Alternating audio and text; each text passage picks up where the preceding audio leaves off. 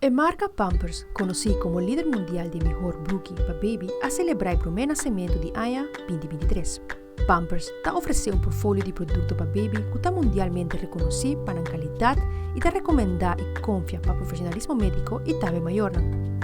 Com a iniciativa de Baby de Aya, Pampers, a marca de brookie e seu distribuidor na Aruba, Compra Ltd, está premia para o meu baby nascido na Aruba com Aya grátis de Pampers e Wipes. Celebrando a cena e alegria com vida novo da 13 de nos vida. O time de Pampers, família e hospital estava pendiente para a chegada de baby de Aya. E Marvick e Roskin a nascer 3 horas e meia riba 1 de januário 2023. Ana Maria Ramírez, brand manager de Pampers, a entrega de diferentes regalos na família e informaram que o baby Maverick lo recebeu Pampers e wipes grátis para sua primeira área de vida. Nós estamos aqui na Dr. Horacio Odeberg Hospital e gram afdeling para nos conhecer o baby de Aya 2023 Pampers. Ele recebeu diferentes regalitos, incluindo Aya grátis de Pampers e Wipes.